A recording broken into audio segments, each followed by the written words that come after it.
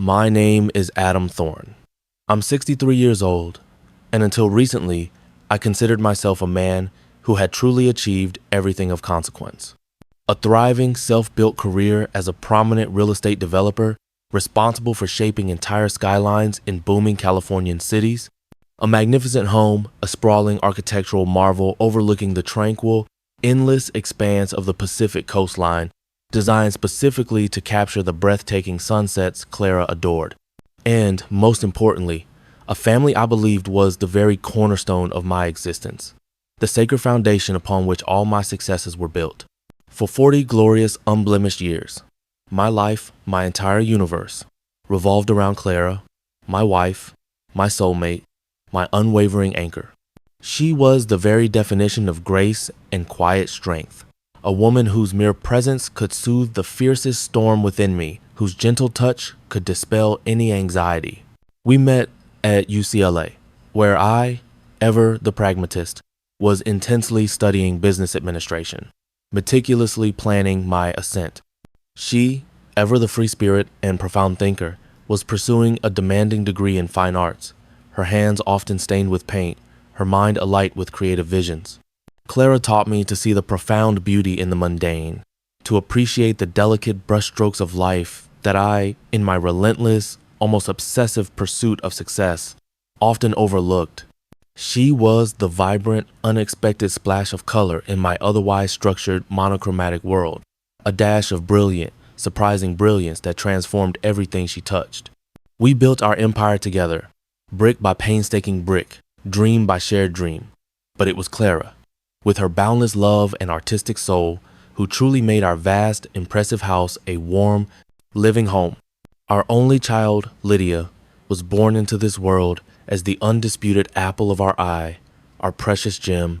From the very moment she drew her first breath, she was showered with an almost overwhelming abundance of love, unyielding attention, and seemingly every conceivable opportunity money could possibly buy. She inherited my sharp, calculating ambition, a relentless drive to achieve, and Clara's striking, almost ethereal beauty, a potent, irresistible combination that made her, in our doting eyes, destined for nothing less than absolute greatness. We poured all our fervent hopes and unfulfilled aspirations into her, nurturing her budding talents with unwavering devotion, supporting her every fleeting passion with open wallets and endless encouragement, truly believing we were equipping her with every conceivable tool she needed to flourish magnificently. She excelled effortlessly in school, charismatic and intellectually brilliant, always naturally gravitating to the center of every social circle, effortlessly commanding attention. We truly believed, with every fiber of our being, that we had meticulously instilled in her the timeless values of family loyalty, unwavering commitment, and profound empathy, the very immutable pillars upon which our own lives were so steadfastly built. We firmly believed we had raised a woman who fundamentally understood the sanctity of commitment, the profound, unshakable depth of familial bonds, the sacred duty we owe to those we love. We were terribly, tragically, devastatingly wrong. Then, the unthinkable, the truly soul-crushing, happened. Clara, my steadfast, incandescently beautiful Clara, was diagnosed with a rare, terrifyingly aggressive form of pancreatic cancer. The news hit me with the precise, brutal force of a physical blow, stealing the very breath from my lungs, leaving me utterly hollowed out, paralyzed with a cold existential terror. We fought, oh how we fought, with a desperate, unyielding ferocity. We consulted the best oncologists in the nation, pursued every experimental treatment available, clung to every microscopic sliver of hope offered by cutting-edge research. Lydia was there at first. She flew home immediately from New York, where she lived with her husband, Mark, a sharp, relentlessly ambitious corporate lawyer whose entire identity seemed to be defined by his relentless pursuit of power. She sat dutifully by Clara's bedside, her hand clasped tightly in her mother's weakening grip, crying openly with me, her grief seemingly mirroring mine. For a fleeting, fragile moment, I dared to believe that, in this brutal crucible of shared pain and impending loss, our family would truly unite, forging unbreakable bonds, emerging stronger, more resilient than ever before. But as Clara's condition worsened with each passing day, as the agonizing battle became more relentless, more hopeless, Lydia's visits grew noticeably shorter, her phone calls less frequent, her voice increasingly detached. Life in New York, with Mark and his demanding, all-consuming career, beckoned with its siren song of ambition and social climbing. My heart ached with a dull, constant throb, but I, in my naivete, attributed her increasing distance to her relative youth, her presumed inability to truly comprehend the crushing gravity of impending, irreparable loss. Grief manifests in myriad, often inexplicable ways, I told myself, desperately attempting to rationalize her chilling detachment, her gradual retreat from the unbearable reality of her mother's fading life. Clara passed away on a crisp, golden autumn morning, the kind of breathtakingly beautiful day she adored, with shafts of warm, liquid light streaming through the bedroom windows, illuminating the dust motes dancing in the air, a silent, poignant ballet, the silence that descended upon our once vibrant house, previously filled with her gentle, melodic laughter, the soft rustle of her paintbrushes, the cheerful clinking of teacups, became an unbearable, suffocating weight, a vast, echoing void. My world, once so vibrant, so full of life and color, turned shades of desolate gray, stripped of all joy. I remember the exact moment I called Lydia, my voice thick with unshed tears, choked with overwhelming grief, to deliver the most devastating news of my life. There was a prolonged, unsettling pause on the other end of the line, a hesitation that chilled me to the very bone, far deeper than the autumnal air. "Dad," she said, her voice softer than usual, a feigned tenderness. "I'm so incredibly sorry. I truly am. This is awful." A flicker of desperate hope, a yearning for her comforting presence, for the solace of her touch, surged within my broken heart. "When's the funeral?" "I'll book a flight immediately, no matter the cost." "It's set for Friday, darling," I told her, my voice catching on a sob, struggling to maintain composure. "We're holding a small, intimate service at the family church, exactly as your mother wished, followed by a quiet wake at the house. Your mother always adored autumn flowers. I'm arranging for a profusion of golden chrysanthemums and vibrant asters just for her." Another pause. This one significantly longer. A heavy, suffocating silence that stretched between us across the miles, pregnant with unspoken truths. Then, her voice, laced with a strange, unsettling blend of practiced apology and what sounded suspiciously like a barely concealed annoyance, a deep-seated, infuriating resignation. "Dad, I just can't. Friday's Mark's birthday. We've had these plans for months, a huge, elaborate celebration, a weekend getaway to the Hamptons. All his family is flying into town from across the country. You know how incredibly important his career is, and this is a massive networking event for him, a chance to solidify crucial connections." The words hit me with the precise, brutal force of a physical blow, stilling the very air from my lungs, leaving me breathless and reeling. I felt as if I'd been summarily plunged into an icy, bottomless abyss, colder than any grief, colder than the grave itself. My wife, her mother, the woman who had painstakingly brought her into this world, nurtured her, and loved her unconditionally with every fiber of her being, was to be buried, and Lydia, our precious daughter, was choosing a lavish birthday party. A networking event for her husband's career, over her own mother's final farewell. I heard the frantic pounding of blood in my ears, a furious, deafening roar that drowned out all other thoughts. "Lydia," I managed, my voice a strained, barely audible whisper, raw with disbelief and betrayal. "This is your mother. Your mother. Her funeral. A birthday can be celebrated any day, any year, with countless redos. A funeral is once, a final goodbye, irreversible." "Dad, you just don't understand," she insisted, a slight, almost imperceptible edge creeping into her voice, a defensive hardening, a brittle impatience. "Mark's family is flying in from all over the country, from London, from Tokyo. It's a huge deal for his firm, for our standing. And honestly, Mom wouldn't want me to miss something so incredibly important for Mark. She always wanted me to be happy, to prioritize my marriage, to ensure my future was secure, The sheer audacity to invoke Clara's sacred name, to shamelessly twist her boundless, selfless love into such a hollow, self-serving excuse for such profound, unforgivable callousness. My vision blurred with an overwhelming surge of rage and agonizing pain. "Lydia," I said, my voice rising, finally losing its composure, cracking with raw emotion, "your mother, Clara, loved you more than life itself. She deserved your presence at her funeral. She deserved your respect, your final farewell. This is not merely an absence. It is a profound insult. It is an act of unforgivable betrayal." "Don't be dramatic, Dad," she snapped, the thin mask of polite apology finally slipping away, revealing the cold, unfeeling core beneath. Her tone was sharp, dismissive. "You're grieving. I understand that. But you can't expect the entire world to stop because of it. We'll come visit you next month. I promise. We'll do a proper memorial then." Next month. As if a belated, performative visit could possibly erase this indelible, unforgivable wound, this gaping chasm she had carved between us. I hung up the phone, my hand trembling so violently I almost dropped the receiver. It clattered against the cradle, a jarring, discordant sound that reverberated through the silent, empty house, echoing the broken pieces of my heart. My daughter, my only child, had made her choice. And she had chosen definitively against her mother, against me, against the very concept of family loyalty, against every value we had supposedly instilled in her. The grief that had been a dull, constant ache now morphed into a sharp, burning resentment, a furious, all-consuming indignation that threatened to obliterate every tender memory I held.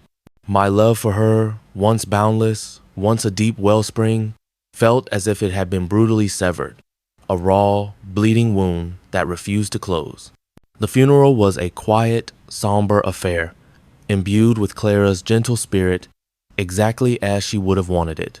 But the aching, monumental emptiness left by Lydia's callous absence was a gaping wound in my soul, a constant, throbbing pain. Each glance at the empty pew beside me, the space where she should have been, was a fresh stab to the heart. Friends, longtime colleagues, and even distant relatives offered their sincere condolences, their eyes filled with a thinly veiled pity when they realized my only daughter wasn't there, their hushed whispers a constant, humiliating undercurrent. "Where's Lydia?"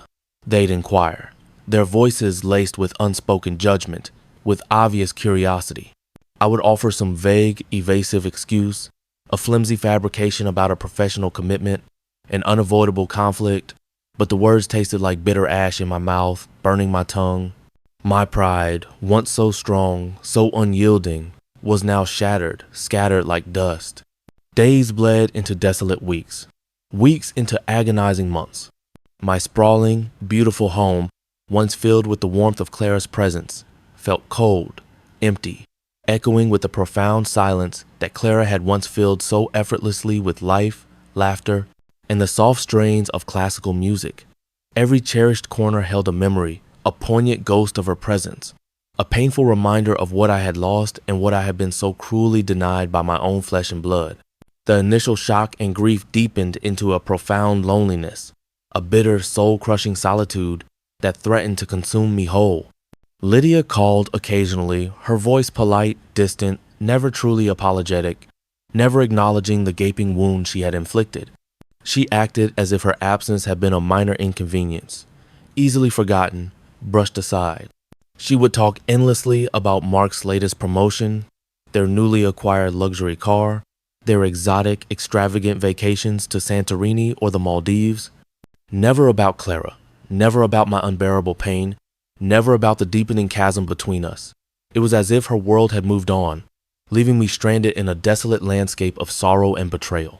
It was during one of these excruciating calls, her cheerful voice grating on my nerves like fingernails on a chalkboard as she blithely described a lavish private yacht cruise in the Caribbean, that a cold, hard, unyielding resolve solidified within me.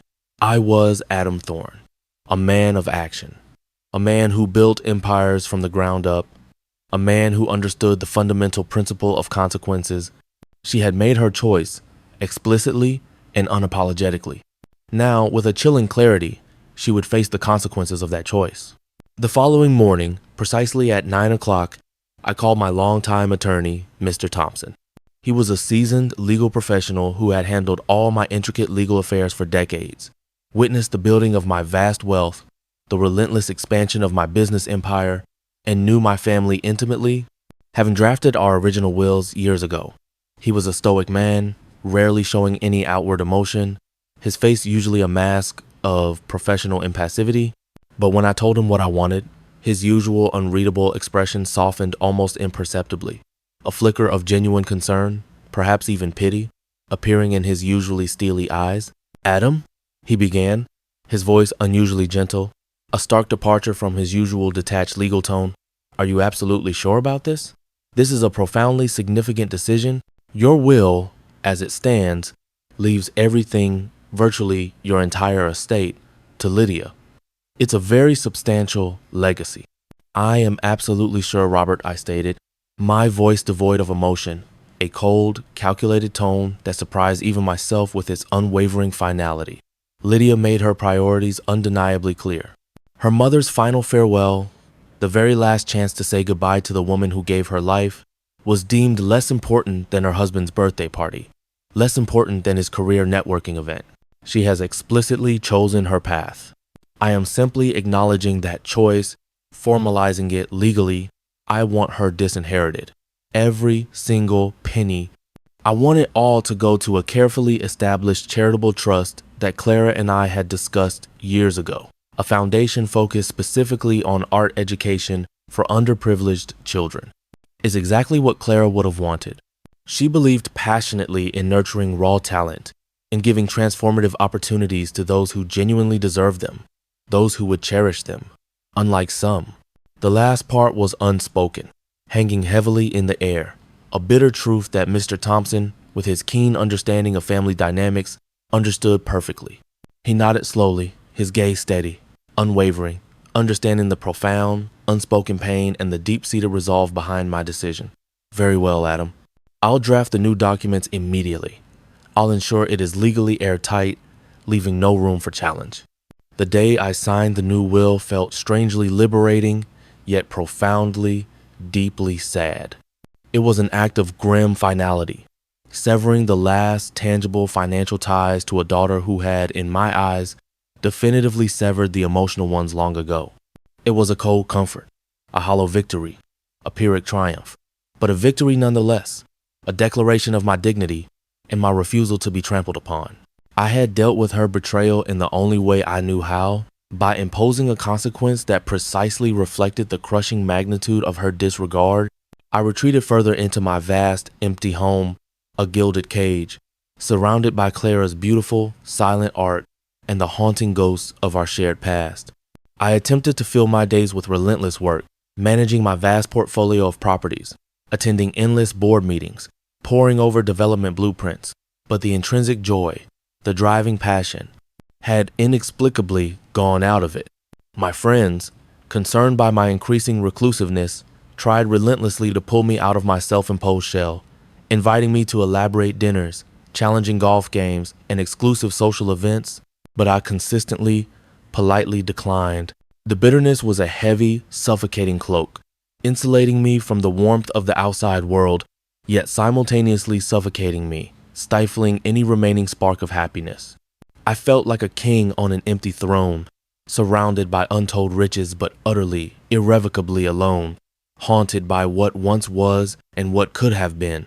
It was my sister-in-law, Clara's younger sister Eleanor, who was the only person who truly managed to penetrate my self-imposed fortress-like solitude. Eleanor was a whirlwind of relentless energy and unwavering, almost infuriating optimism. A recently retired kindergarten teacher whose boundless compassion and simple, straightforward wisdom had always been a source of both gentle exasperation and profound comfort to Clara.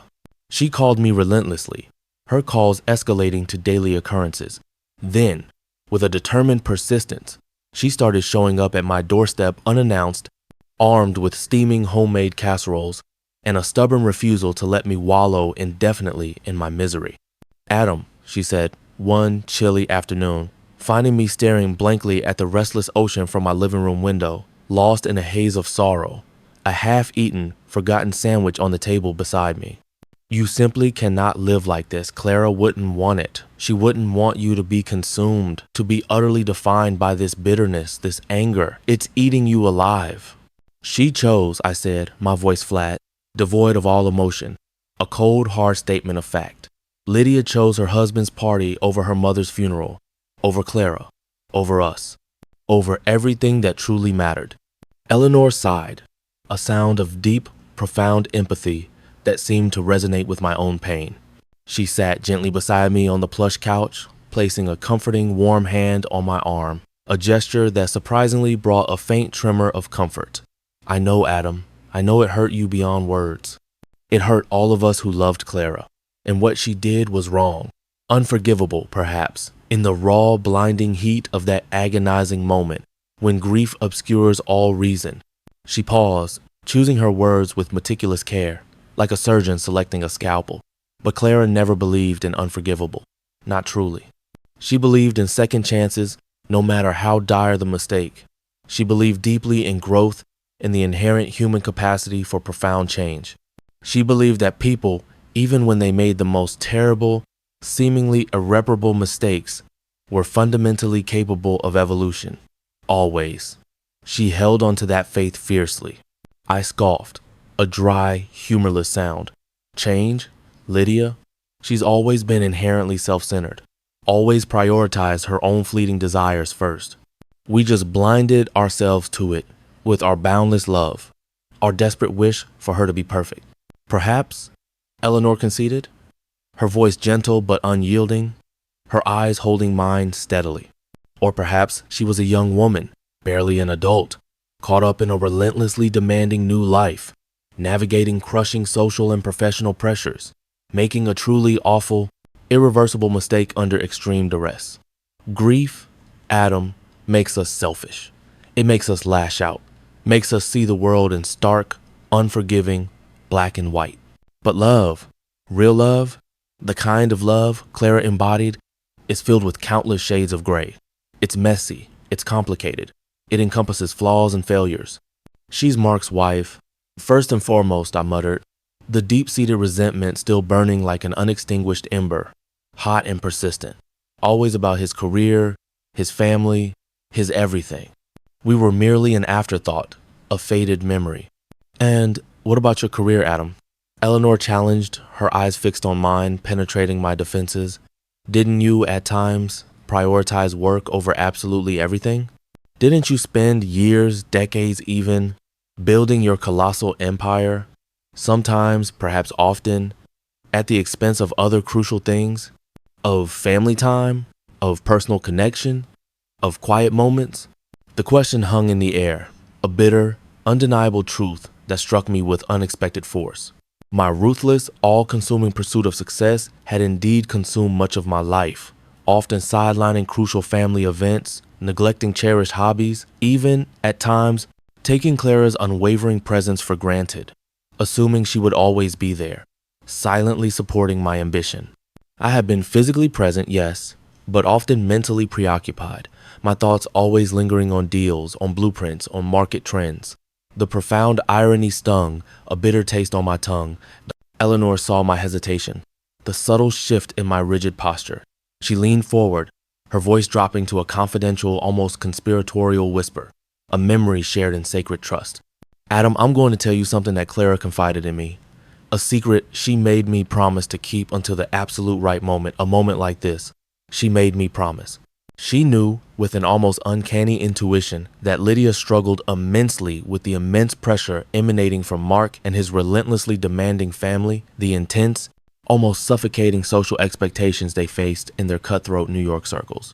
Clara always said Lydia was trapped, caught hopelessly between what she felt she desperately owed Mark, his family, his career, and what she knew, deep down in her heart, she owed us, her true family. She was weak, yes. She made a terrible choice out of fear, out of a desire for acceptance. But Clara saw her true heart beneath all the layers of self-preservation, beneath the desperate need to please, beneath the crippling fear of disappointing Mark's powerful family. She often said to me with a wistful smile, "My Lydia, is a diamond, Eleanor, but she's buried under a mountain of crushing expectations. One day, when the pressure eases, she'll shine, brighter than any jewel. My mind reeled, stunned by this revelation. Clara knew?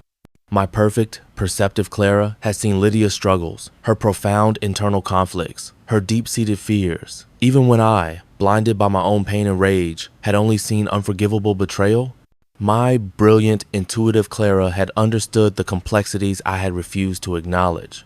It was a revelation that shook the very foundation of my bitterness, cracking the impenetrable walls I had built around my heart, casting a vibrant sliver of illuminating doubt on my absolute, uncompromising condemnation of Lydia. Over the next few months, Eleanor continued her gentle, unwavering assault on my hardened heart, her compassion a relentless, quiet force. She didn't preach, she didn't demand, she didn't even explicitly suggest forgiveness. She simply shared more stories of Clara's boundless compassion, her unwavering faith in the inherent human capacity for redemption, her unwavering belief in the power of second chances. She brought up old, cherished memories, moments of shared laughter, quiet, intimate conversations where Clara would offer profound, almost prophetic insights into the complexities of human nature, the hidden motivations behind seemingly inexplicable actions. Eleanor subtly, persistently, kept mentioning a profound phrase Clara often used, a mantra she lived by. Forgiveness isn't about excusing the past, Adam. It's about liberating your future. It's a gift you give yourself. One rainy afternoon, as we sat in Clara's beloved art studio, the air thick with the nostalgic scent of linseed oil and turpentine, surrounded by her beautiful, unfinished canvases, each one a testament to her vibrant spirit, Eleanor finally delivered the news that truly cracked through my last, stubborn defenses. She had been quietly, cautiously in touch with Lydia, without my knowledge, patiently cultivating a fragile, hopeful rapprochement between us. Adam, she said, her voice soft, almost hesitant, as if treading on sacred ground. Lydia's pregnant. She's due in 6 months. It's a boy. Your grandson. The words echoed in the quiet, hallowed space of the studio, hitting me with an unexpected, overwhelming force. A grandchild. Clara's grandchild. My grandchild. A new life. A fresh, untainted beginning. A beacon of pure, unadulterated hope in the suffocating darkness I had wrapped around myself like a shroud. The news brought a lump to my throat, a sudden, powerful welling of raw emotion, a wave of profound tenderness I hadn't felt since Clara had passed from this world. It was a visceral, almost primal connection to the future, to Clara's enduring legacy, a whisper of immortality. Lydia, Eleanor continued, her voice gaining a quiet strength, her eyes shining with hopeful tears. She's terrified, Adam. She misses you desperately. She misses her mother more than she ever truly let on. This pregnancy, it's changed her. It's made her see things with a startling, sobering clarity. She wants to make amends, to genuinely atone for her past mistakes. She wants her child to know his grandfather, to hear stories about his incredible grandmother, Clara. She wants us to be a family again, truly. I stood up, walked slowly to the large studio window, and stared out at the rain-streaked garden, Clara's vibrant roses drooping under the gentle, incessant downpour. The bitterness, the consuming anger, the carefully constructed, impenetrable walls I had so painstakingly built around my heart, brick by painful brick, began to crack, to crumble, to dissolve into nothingness. Clara's voice, channeled through Eleanor's gentle words, resonated within me, clearer than ever. Forgiveness isn't about excusing the past, Adam. It's about liberating your future.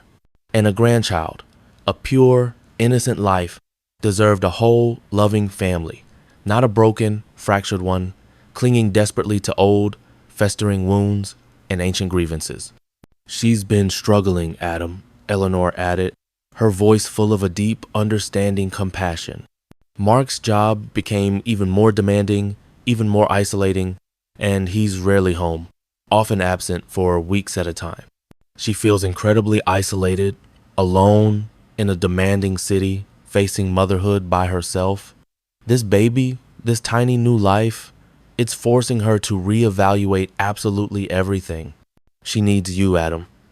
Not your money, not your influence, but you, your love, your wisdom, your presence. That last part hit me with a profound, almost devastating clarity. Not your money, but you. All these years, I had believed that I had disciplined her, justly punished her, by cruelly disinheriting her, by cutting her off financially. But perhaps, in my blinding anger, in my desperate need for retribution, I had punished myself far more severely, inadvertently cutting off the very connection I, deep down, desperately craved, the familial bond that sustained me. I, too, was lonely. I, too, longed for family, for a sense of belonging beyond my material wealth, beyond my impressive properties and bank accounts. The thought of a grandchild, a tiny, innocent, new life, stirred something profoundly tender within me, a deep wellspring of untapped love that had been dormant since Clara's passing. She wants to talk, Eleanor pressed gently, her voice barely a whisper, yet filled with a potent urgency. Just a phone call. No pressure, no demands. Just to talk, to truly connect. I hesitated, the warring emotions clashing violently within me. Pride versus longing, the searing pain of past betrayal versus the fragile hope of future redemption. Finally, after what felt like an eternity, I nodded. A small, almost imperceptible movement, but one that signaled a monumental shift within my soul. Tell her I'll call her tomorrow. At noon, my number hasn't changed. The call was awkward at first, stiff with unspoken apologies and the heavy weight of years of festering hurt. Lydia's voice was hesitant, fragile, almost unrecognizable, a stark contrast to her usual, confident, almost brittle tone. "Dad," she began, her voice trembling slightly, thick with unshed tears. I'm so incredibly sorry. About Mom's funeral. About everything. There's no excuse. I was wrong. Terribly, unforgivably wrong. I let Mark's expectations and my own selfish ambition blind me to what truly mattered. I hated myself for it every single day, but I didn't know how to fix it, how to even begin to bridge the chasm I created. Her voice broke, choked with genuine emotion. And in that raw, vulnerable moment, I heard not the self-centered, callous daughter I had imagined her to be, but a deeply grieving, profoundly regretful young woman, terrified of her own impending motherhood, desperate for reconciliation, yearning for a guiding hand. My heart, so long hardened by resentment, began to soften, to thaw, melting like ice in the warmth of her genuine remorse. "Lydia," I said, my voice surprisingly steady, though tinged with emotion. It was a terrible day, the worst of my life. And your absence, your choice, left a wound that felt like it would never, ever heal. It felt like a betrayal of everything Clara and I had built. I let the words hang there, acknowledging the depth of my profound pain, but without accusation, simply as a statement of truth. But Eleanor told me about the baby, a grandson, and that changes things. A small, hopeful sob escaped her, a sound of relief and burgeoning hope. "Yes, Dad, a boy. And I want him to know you, truly know you. To know about Grandma Clara, about her kindness, her art, her wisdom. I want us to be a family again, a real family. I've learned so much since then, Dad, about what truly matters in life, about love and sacrifice, and making difficult, painful choices, and putting others first." We talked for nearly an hour, navigating the treacherous waters of past hurt and lingering regret. There was no easy resolution, no magic wand to instantly erase the past, but there was a significant crack in the previously impenetrable wall, a glimmer of fragile, precious hope. We agreed to meet in person, in a neutral space, to talk more, to rebuild, brick by painful brick. The first meeting was at a quiet, unassuming cafe, a place neither of us had any strong emotional ties to, making it easier to simply be ourselves. Lydia was visibly nervous, her usually perfectly composed, almost aloof demeanor replaced by a raw, palpable vulnerability that touched me deeply. She apologized again, more profoundly, more sincerely this time, not just for the egregious act of missing the funeral, but for her general self-absorption, her distant, often uncaring behavior in the years leading up to Clara's death. She spoke candidly of Mark's relentless pressure, the corporate world's unforgiving, soul-crushing demands, and how she had slowly lost herself trying to keep up, trying desperately to please him and his powerful, judgmental family, sacrificing her own identity in the process. She admitted her paralyzing fear of judgment, her inability to articulate her true feelings, her desperation to fit into their world. She even bravely revealed that her marriage with Mark was severely strained, teetering on the brink, that he had become increasingly distant, critical, and controlling since the unexpected pregnancy. I listened, truly listened, perhaps for the first time in years, consciously setting aside my own lingering grievances, my own righteous indignation. I saw not the callous, calculating adult I had convinced myself she was, but a scared, vulnerable young woman, grappling with immense personal struggles, burdened by regret. I shared my own deep regrets, my own acknowledgement that in my blinding rage and my desperate need for justice, I had also made mistakes, choosing retribution over healing, pushing her away when perhaps she needed me most. I even confessed about changing the will, something I had intended to keep a lifelong secret until my death.